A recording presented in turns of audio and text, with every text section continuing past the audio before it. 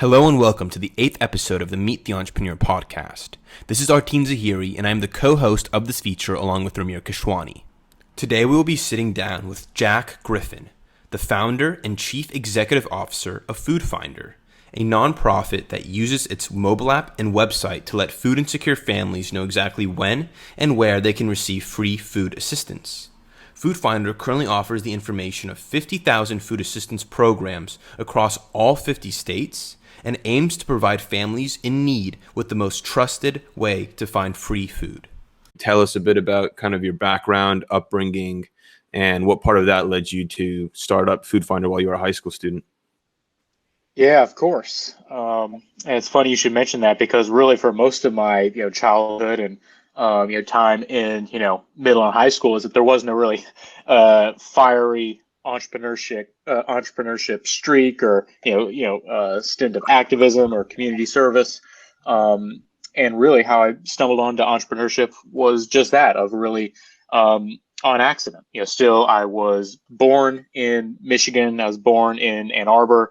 And then when I was very young, still headed down here to where I grew up and have since moved back from after college here in the metro Atlanta area because I love Atlanta. I love Georgia. I'm too used to the warm weather at this point, so I can never go back to Michigan, even though, of course, I still love the state up there. And really, of course, like any high school student at the time, was really just focused on, ACT, SCTs, getting good grades, spending time with friends whenever I could, trying to balance all that stuff. But it was really what led me down the journey that has since, caused me to spend more than a third of my life on FoodFinder, my nonprofit organization, was that I was watching a news story before school one night that was profiling how, of course, back then in 2013, and you guys remember, in 2013, when we were in middle high school around there, it was the Great Recession. And, a couple of years after crash in '08 and things like that, we were talking about how the economy was improving, thankfully. But this news story that I just happened to watch, in the evening was showing how difficult life really was for the families who were homeless, who were hungry, and who were not reaping the benefits of the recovery, even though they were the hardest hit when so many people lost their jobs and their entire livelihoods in '08 and '09. So that just really, I like to say it just shattered my ignorance as to what was the reality for how difficult life really was for tens of millions of children and family in the U.S. And a big angle of the story was how hard it is to even see. There's such a stigma and shame on poverty in America, which is just terrible because, again, that even discourages kids from asking for help or people for, trying to obtain just the bare necessities that they need. And that's just unacceptable. So I was like, all right, I know what the problem is. I understand the scope. It's just a bit better now. I'm fired up. What can I do to help? And yeah, still even the light bulb didn't go off right away. It's like, all right, where's a food pantry or a shelter where I can help kids like that around where I live here in Georgia? And it was that online search. Like, I didn't know where to go off the top of my head. So I just turned to Google trying to find a food pantry near me. And it was that search that opened my eyes as to, like, this information is a lot harder to find than I thought it would be, of just sort of the bare necessities of when and where to show up for these social service programs. And, I was just a regular kid wanting to help out. I already had access to the technology and thought this would be really simple. But, that's just how I learned firsthand. And, of course, a year of research and customer discovery to follow this would really, reinforce this initial hypothesis of Google's a lot better at pointing you to restaurants than it is to food pantries and these really vital assistance programs that are how some people can only make ends meet. So that's where I just realized that if I'm having this much trouble as a kid wanting to help out, what if I was like those kids in that news story? What if I was someone on free and reduced lunch who needed the assistance being offered at these food assistance programs? And that didn't seem right to me. And that's how FoodFinder was born, as a nonprofit organization, and now a website and a national mobile app to make it as easy as it should be to connect the people looking for help with food assistance in America to the places that offer it. It's awesome. Amazing. Appreciate sharing that story. And it's you make a good point that, during that '08, '09 recession, obviously we remember it, we grew up in it. It seemed that a lot of the relief from the government and assistance didn't actually go to the people that got hit hardest. And, you know, with COVID-19 pandemic, we saw in its way in another economic recession that arguably affected, even more people, with businesses being shut down. Curious to get your take on the role the government played in terms of the relief this time around, and how food security in the U.S. has changed compared to 2013 time to 2021. Yeah, that's a fantastic question. And it's funny you should mention that again, because really that's what was my whole really pitch of, working with trying to form new partnerships, trying to do everything we could in 2020 as FoodFinder. Again, back after I had that idea for what would become FoodFinder in 2013, about a year later in 2014, we launched just as a really very much like obviously a V1 of a website with a couple dozen food pantries in our database for one county here in Georgia. And by the time the pandemic hit, after 2 years of working on FoodFinder in high school, working on it through all 4 years of my time at the University of Michigan, and then finally making the leap into a full-time founder and CEO in the spring of 2019 when I graduated, fortunately, because of all that groundwork we had laid before COVID hit, we had the information of more than 45,000 food assistance programs, food pantries, and school meal sites across all 50 states. And that was really the only reason why we were able to respond like we did at the scale we did to try and just soften the blow for the families affected. So to answer your question, we had to pick up so much of that slack in lieu of a proper government response in 2020. Of course, to the fact of, not even getting into the whole politics of the virus and the health response itself. But of course, there was the economic crisis, which we were focusing on here at FoodFinder. The fact that in a matter of months, COVID-19 decimated a decade's worth of progress made in alleviating and reducing food insecurity and hunger in America since the financial crash. And it was just, it was like nothing we'd ever seen before. In like January and February of 2020, our average traffic levels and impact levels were serving about 750 people a day with our platform, connecting them to food pantries across the country. And on March 13th, 2020, the exact day that the United States declared COVID-19 a national emergency, it went from 700 people a day using FoodFinder to 3,000. And that held true of, that more than quadrupling our traffic levels for the next several months into the spring and summer. It stabilized eventually, but it was, in I think March 2020 alone, we surpassed our cumulative impact that we did in the year of 2018. So we wouldn't be here without those food pantries and the soup kitchens and the people, really the community members, like with churches, faith networks, even young folks, old folks, and everyone who rose to meet the need. It was really on the shoulders of those individual organizations, those food distributions, and those pretty small nonprofits, because there was no help coming from the federal government. Of course, there was tiny stimulus checks here and there. I forgot what it was, 2 over the span of the first 10 months. Just not nearly enough direct relief. And of course, unemployment even only lasted so long for the people who were laid off. So really, it was regular people who answered the call when food insecurity skyrocketed like faster than it ever had before in FoodFinder's history or in recent memory for the country. You must have felt like a tremendous sense of like responsibility, right? When you saw those numbers just like quadruple overnight, especially because you're providing like what I would honestly say is like a critical service, right? For a lot of people who don't have food insecurity. You've built a really impressive database, right? Over the past, I don't know, what is it, like 8 years? I want to take a step back. Can you tell us a little bit about how you kind of amass this data? Like is it just kind of like grassroots, like through these faith networks that you talked about? I know that churches are really involved, especially on the local level, with providing relief, but if you could just talk a little bit about that. Yeah, of course, and that's a part of it. And kind of you to say for the us being a critical resource, because really just in what we were discovering, and as I was learning more about what the fight against hunger in America really looks like early on, sort of came across the fact that on the supply side, food banks, food pantries, everything in the Feeding America network really was really well built out. Honestly, it was pretty well taken care of. There are of course gaps in coverage, inefficiencies, across the board, but still, the supply side of food banking in America for emergency food relief was really not something that they needed my help with. So FoodFinder was born out of the need for, it was like, all right, if you have 50 years worth of resources and supply chain logistics going into, amassing, putting in one place and distributing this food, waiting for people to come through your doors. Well, how do people know about that? People can only, struggling families in periods of crisis, or people or working families who might already have, jobs, sources of income, but it's not enough with childcare and all these other life expenses. These families can only receive help from the programs that they know about, and that's what FoodFinder, is here to do. So we were like, all right, we think there's about 60,000 food pantries in America. Again, no one knows for sure. Part of the problem we're trying to solve.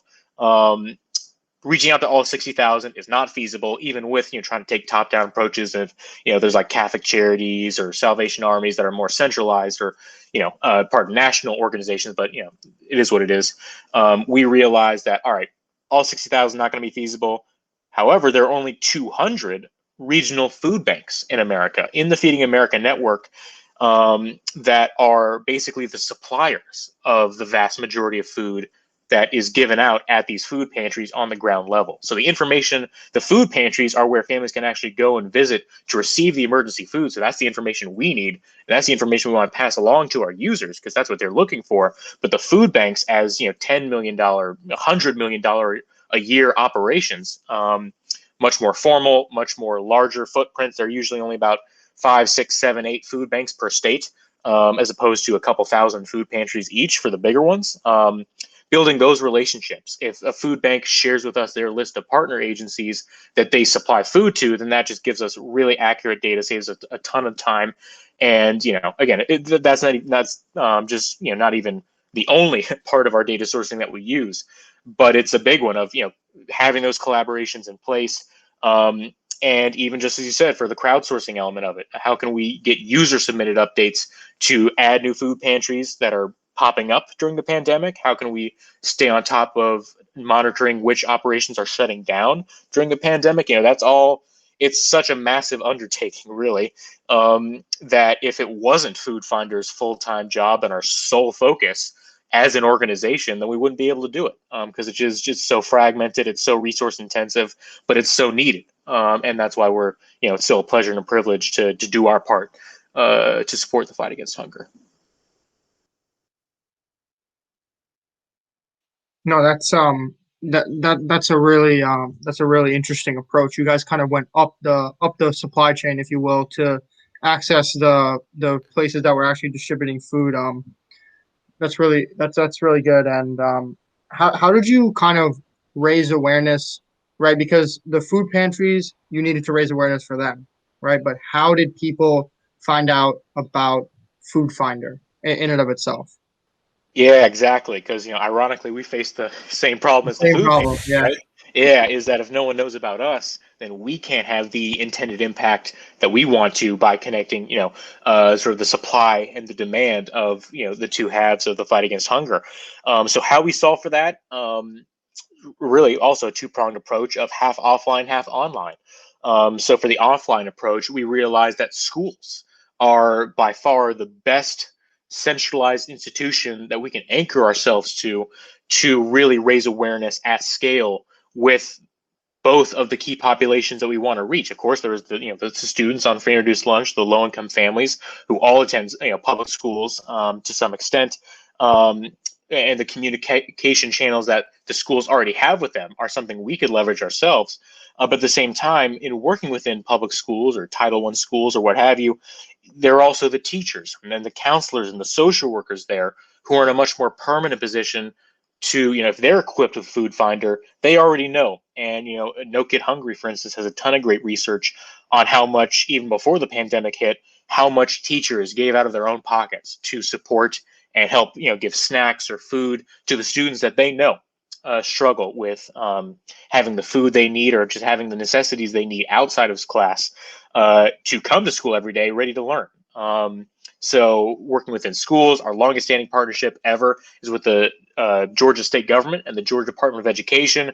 They've sent out more than a dozen emails at this point statewide to every public school teacher and administrator in the state with a call to action, letting them know about FoodFinder. And we've helped tens of thousands of people that way over the last 5-6 years. So again, whatever we can do within those institutions offline is great, but also online, we're a digital resource. We're an all digital nonprofit. And that means we don't have to be bound by shelf space, operating hours. There really is no limit to the number of people we can serve, even at scale. And that's really advantageous for us. So we use things like the Google Ad Grant. Because we're a nonprofit, we get $10,000 of free Google search advertising every single month. And we've been doing that for several years. Again, help tens of thousands of more people for free. So really, Google is the real MVP because just the awareness of once people know about FoodFinder, then we're not worried. We're not trying to just feed them once. We're not trying to just throw more money or more food at the problem of hunger.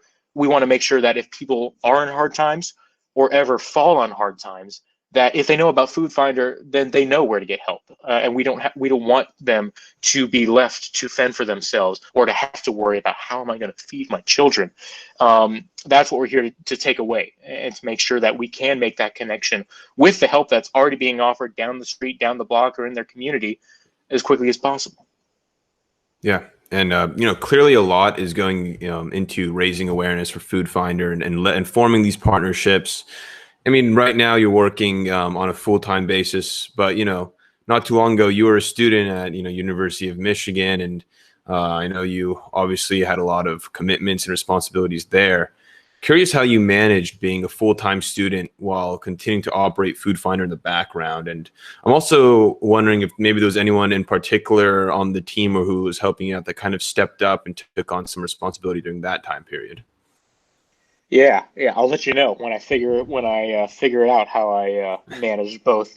Being of course for you guys know is education, secondary education, and my SARB just being two sort of commitments that require 100% if you want to do them as well as you can be. But of course, it's not feasible for there's only so many hours in the day. So I did my best to do both. To even for my freshman year, for instance, sort of took a step back. It was a bit, the quietest year that I'd worked on it in FoodFinder, at least, in the time since. But by the time I had, sort of more solid ground underneath me, sophomore year, especially when I was an upperclassman, there at Michigan, I was studying business and social work, sort of the two halves of my curriculum there. So, I mean, it was fantastic because not only was I receiving funding from the university, grants programs, pitch competitions. By the time I graduated, I got more than $30,000 to go towards FoodFinder in basically grant money, just free money, to go towards my organization and our mission, which is, of course, something I had no idea that I'd be able to receive. Not something we really talk about on the freshman tours because it's so entrepreneurship is still a pretty niche thing for most people. That was amazing. But even by the time I was an upperclassman, like 100% of my classes were directly relevant to either the business side of FoodFinder or the social impact side of FoodFinder, of what does it take to get the funding, market our services, but also, and frankly, the stuff that I cared more about, which was how do we responsibly serve people? How do we remove all our preconceived notions and biases to make sure we're solving a real problem? And again, it was fantastic parallels between traditional like startup methodology and just the sort of the founding principles of social work. It's making sure that good intentions or like a good idea doesn't always translate to good results or good impact. And that was just extraordinary. The fact that my education was such a boon, really, to FoodFinder's mission, so that I felt extremely confident, not like I was guaranteed to work, but I was confident that if we had been able to make so much progress and even get so much funding and whatnot from other sources, even outside the university, while I was a full-time student, how much more could we accomplish? How many more people could we serve if I didn't have to worry about finals or midterms or things like that? And that's where just incredibly fortunate that through the support of my parents, being there when I was down, when I was really down on myself and was doubting if it could ever work. The emotional support of my mentors and my professors at like Ross, the business school at Michigan. They helped me. They developed my skills. They helped me emotionally, and sort of the rest is history. Awesome, amazing, and it's congratulations for being able to successfully win all those grants, $30,000 in Michigan. That's very, very helpful, I'm sure, and very impressive. And you touched on the fact that you were taking business classes and social impact classes, and those were both directly relevant and relatable to FoodFinder. The one part of it that wasn't touched on there, you mentioned FoodFinder is a digital nonprofit. It's a fully digital platform. I'm curious on the technology side of things. You guys are really a tech-enabled service with the mobile app and the website. How did that part come to be in terms of the development of the technology of the platform? Yeah, for sure.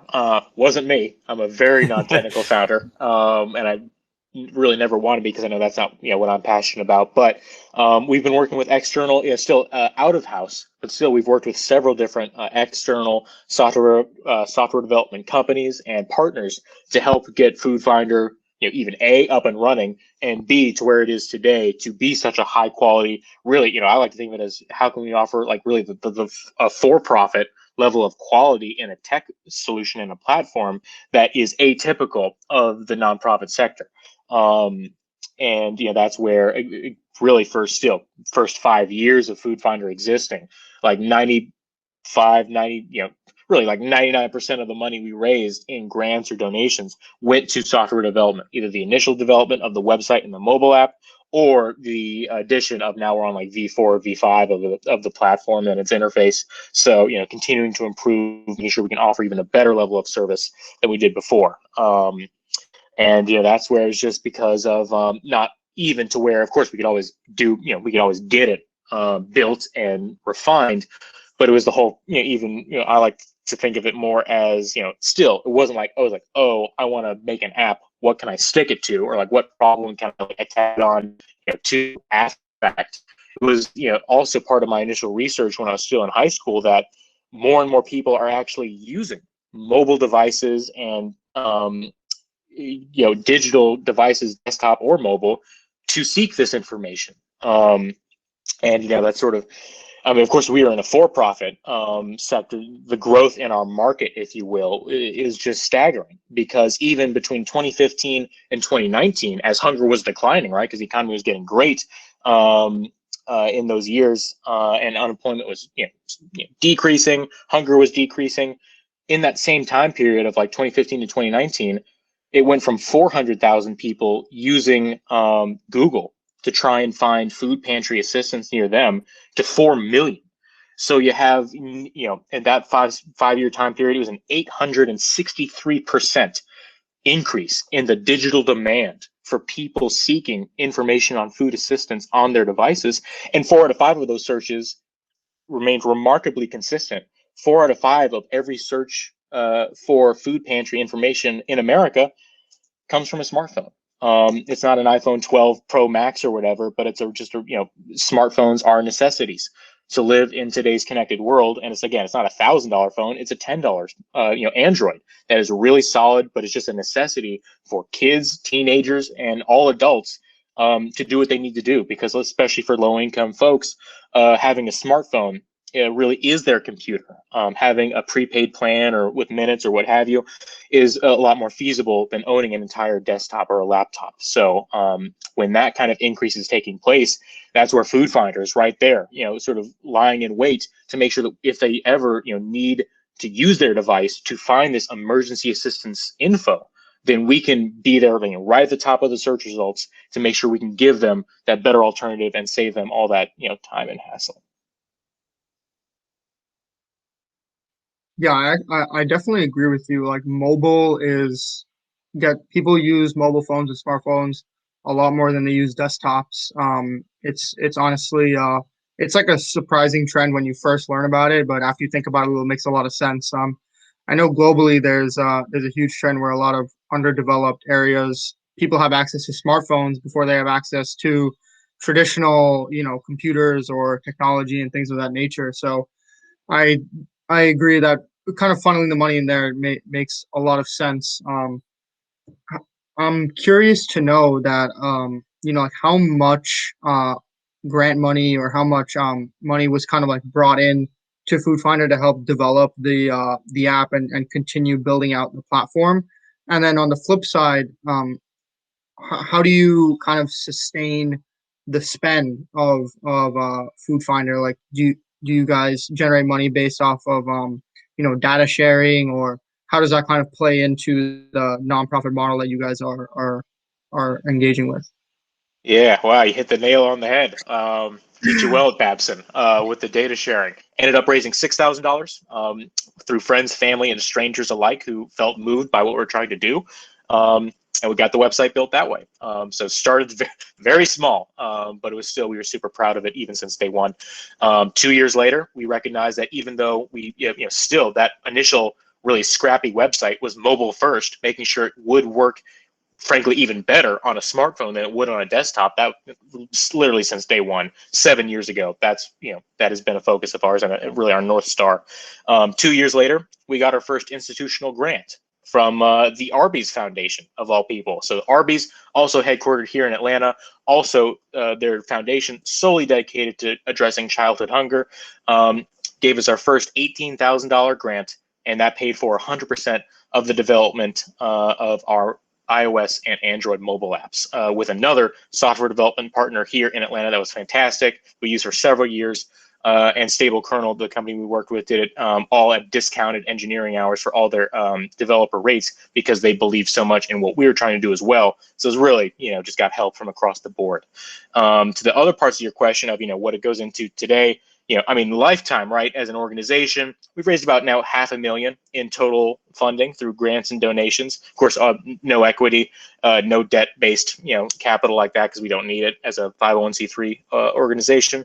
But we've also, to the last part of your question, RUMEER, because we've also, within the last 2 years, added earned revenue as a component of our total income mix, which I'm super excited about from a sustainability perspective, right? I still have student loans to pay off, so really need FoodFinder to, we got to pay the bills and keep the lights on. But our earned revenue model is how we can not only keep FoodFinder afloat by licensing our data to other organizations in the fight against hunger who could use that to better serve their food insecure constituents. We've worked with state governments. We've worked with national nonprofit organizations to do that exact same licensing model of either we can just hook up our backend to their application or whatever interface that they want it to for a monthly fee, or we can even create a custom mini version of FoodFinder through our API that could even include functionality beyond what is on our core website and mobile apps. So right now we're partnering with the state government of Illinois and the University of Illinois Extension Program to create them their first comprehensive of all type statewide food pantry locator. And we're helping Illinois residents find food pantries, soup kitchens, farmers markets, and grocery stores that accept SNAP benefits, SNAP and WIC offices, senior food resources, and it's just all right there on one widget. And through those types of engagements, still on a more B2B basis, we've been able to secure $350,000 in earned revenue in less than 2 years. So when you think about that, it's when we have a model that not only helps us pay the bills, keep the lights on, and it's still true to our mission, we're actually helping other organizations better serve their constituents and being able to serve more food insecure families and users than we would be able to on our own.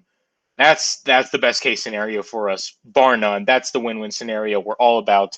And we really think that's the future of not only what we want to continue to do as much of as possible, we think that's the future of social innovation going forward because there's so much we can do with technology in the nonprofit sector, but it's just gone so tragically underutilized, even though this realm, the social impact arena, is where undoubtedly technology has the greatest potential to meaningfully and transformatively improve people's lives. No, that was really well put.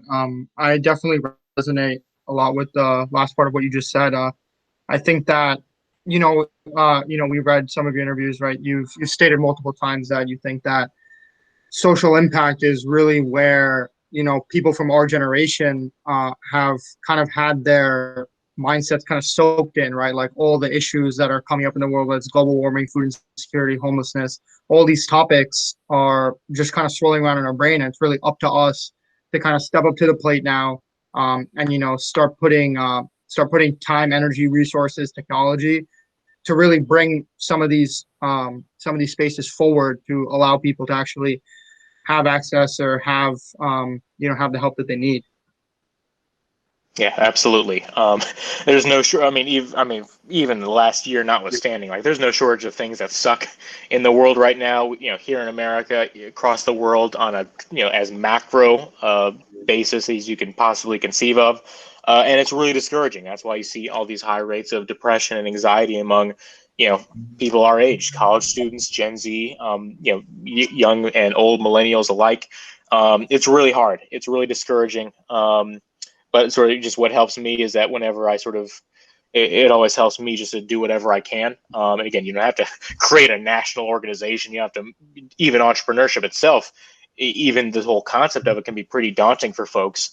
But I mean, if you have a willingness to help out, right, then that's really half the battle. And just putting that into action to whatever it might be, even just be to one person. That you use that sort of sentiment or desire for better, or for things that you want to do about social justice, if it's racial justice. I mean, even here in my home city of Atlanta, we just had the shootings of 6 Asian women, and it's a barrage of all these hatred, horrible injustices. But just taking action, I think, to whatever extent people are able to and comfortable with, or whatever extent you're willing to go out of your comfort zone to do something about these issues, then that really helps me, and I think it helps a lot of folks who just getting involved, big or small, is more than is required of people, but is really also something that is quite the remedy to everything we see in the news every day. Yeah, well said. And on that note, I'm curious if you've ever, when you think of what FoodFinder does, connecting people who need resources to such resources, and you touched on all these issues and social insecurities going on. Have you ever thought about how the premise and technology behind FoodFinder could be applied to something else that it could help alleviate on top of food insecurity? Yeah, definitely. That's a thought we've considered multiple times, and even there are a few other organizations trying to tackle that same issue of like being huge sort of social service referral networks. And at least for us, it's sort of like trying to boil the ocean. It's still, the fight against hunger is so massive, and even hunger itself is not monolithic. We've really just sort of, it's in our name for a reason, for FoodFinder, that we've considered expanding into. Of course, you could apply the same, really, it's not groundbreaking technology at all. It's like a lot of the parts, just even the Google Maps API is sort of the foundation of our platform. Helping people find shelters, health clinics, even like HIV, like STD testing, Planned Parenthood, it could be anything. But at least for us, the sort of particulars of food assistance, of food pantries, is still so fragmented. No one has ever put together this like the list of every food pantry in America before. Not even like Feeding America, who is like the biggest entity in this industry as a $2 billion a year organization. Actually, probably a couple more billion after all they got from the pandemic last year. That's why it's still sort of, that is our undertaking, that like that's the never-ending game that we're involved in. Because again, right, we're not even 100% there. We have information in all 50 states. We've served people in more than 10,000 different towns and cities across the U.S. Throughout our lifetime. But still, we're not at 100% coverage yet. And it's still like, that's our ultimate goal, right? But even once we're there, like this information changes all the time. If a food pantry changes what day of the week they give out food, if they change their street address, like we have to know about it. And that's sort of the data maintenance part of our work is never ending. So at least for the time being, we'll stick to being a finder of food first and foremost. But we'll keep you posted if that ever changes. No, Awesome. I definitely like that niche focus, right? You got to kind of stay committed to the goals that you're on. You don't want to diversify, too early or Mhm. just to kind of lose focus. But kind of keeping on with staying true to your goals, what are the kind of targets that you want FoodFinder to hit by the end of the year or even into next year? Like what's next, right? For FoodFinder, is it just further app development? Continuing to connect. Yeah, for sure. A few of them are really simple. Like since 2017, we've averaged 3xing. We've basically on average we've tripled our annual impact every year since 2017, where we went from serving 10,000 people back then to 323,000 people nationwide last year in 2020 during the pandemic. So we're going to try and do that again. We're going to try and reach as close to 1 million people served and connected to food assistance via our platform as we possibly can by the end of 2021. And of course, that's still indicative of how dire the need is. So, it's still, we're not even, just shooting for the moon, right? But it's still, we want to be there for as many folks as we can. The second is to surpass 50,000 food assistance programs in our database, another sort of quantitative one, but still important because that represents about 5 of every 6 food pantries in America. And, other than that, you sort of, from more long-term, like strategic perspective, we also want to do more, like even a big item on our product roadmap for this year is to include more information on federal food assistance programs and to help people, even if they may not need emergency food assistance, what assistance does their state already offer? What aid programs does the federal government already make available that they may qualify for and don't even know it? Like even here in 2021, the Biden administration expanded eligibility for food stamps for college students, which had traditionally been excluded from a lot of these benefits. So even small things like that, we want to even further FoodFinder's ability to address food insecurity not only as a crisis, like as an emergency resource for people in crisis, but to also help people that could use more long-term help. I read the USDA report on food insecurity every year in America when it comes out, like every fall or whatever, and I just nerd out for like an hour of reading all like 50 pages or whatever. And we know that more than 40% of all food insecure Americans who qualify for national, free and reduced lunch, food stamps or SNAP, and WIC, women, infants, and children, for more than 40% don't even receive any of those 3 federal food programs, even though they qualify and like meet the eligibility. So that inefficiency, that's another awareness problem, right? Of helping people understand what's out there, what can they receive help from, because we all, everyone could use more assistance. And it's not, again, not people taking advantage of the system, but people making sure that they're not struggling. They're not just subsisting and trying to fight to survive. So having FoodFinder work in 2021 and beyond to act as a resource to start to address those more long-term issues and begin especially to address the root causes of food insecurity, whether that's things like the minimum wage, fair labor practices, other social service availability, things that are also impeding food security in America, like lack of maternity and paternity leave, childcare, things that really hit working families especially. That's all something we can use our force for. We're still a tiny organization, right? We still have like just a couple full-time employees. We're still under $500,000 a year organization for our budget annually, but we have a seat at the table now of the national discussion and discourse as to how we can move the needle on hunger, not only back to pre-pandemic levels, but well beyond that as well, because there's still, even the hunger levels we were at in 2019 before the pandemic were still unacceptable in our eyes. So we have a lot of work left to be done, but we are in it for the long haul.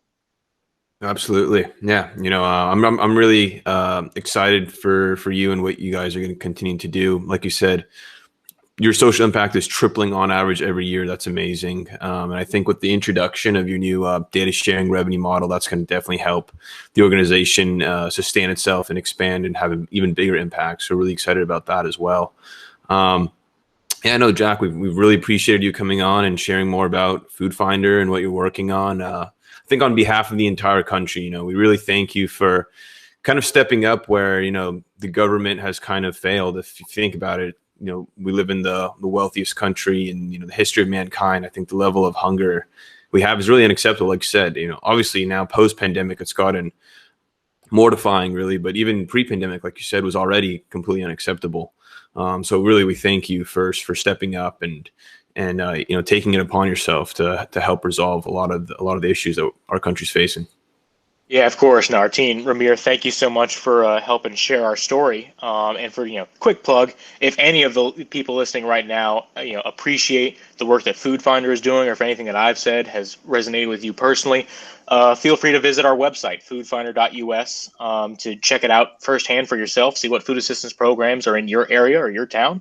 And if you want to help out, then feel free to click the donate button in the top right corner, because another benefit, huge benefit of us being an efficient digital organization is that a little goes a tremendously long way in terms of helping the people we serve. So every $10 donated to FoodFinder actually helps us reach and connect 200 food insecure Americans across the country to food assistance in their area. And that goes into all our digital awareness efforts. Again, the pro bono services and the discount services just go a hugely long way.